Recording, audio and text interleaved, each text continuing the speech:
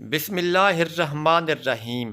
زید بن خالد جہنی نے بیان کیا کہ ایک دیہاتی رسول اللہ صلی اللہ علیہ وآلہ وسلم کی خدمت میں حاضر ہوا اور کہا کہ یا رسول اللہ صلی اللہ علیہ وآلہ وسلم، میں آپ سے اللہ کا واسطہ دے کر کہتا ہوں کہ آپ میرا فیصلہ کتاب اللہ سے کر دیں۔ دوسرے فریق نے، جو اس سے زیادہ سمجھدار تھا، کہا کہ جی ہاں، کتاب اللہ سے ہی ہمارا فیصلہ فرمائیں اور مجھے اپنا مقدمہ پیش کرنے کی اجازت دیجیے۔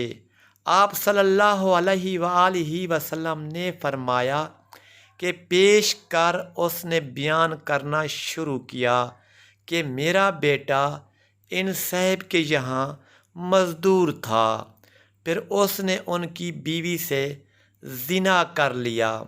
جب مجھے معلوم ہوا کہ زنا کی سزا میں میرا لڑکا رجم کر دیا جائے گا، تو میں نے اس کے بدلے میں 100 بکریاں اور ایک باندی دی۔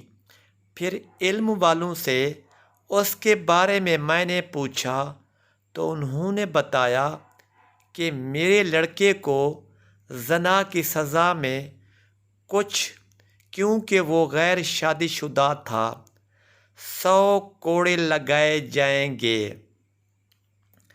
وہ 1 سال کے لیے شہر بدر کر دیا جائے گا، البتہ اس کی بیوی رجم کر دی جائے گی۔ رسول اللہ صلی اللہ علیہ وآلہ وسلم نے فرمایا، اس ذات کر دی جائے گی۔ رسول اللہ صلی اللہ علیہ وآلہ وسلم نے فرمایا، اس ذات کی قسم جس کے ہاتھ میں میری جان ہے، میں تمہارا فیصلہ کتاب اللہ سے ہی کروں گا۔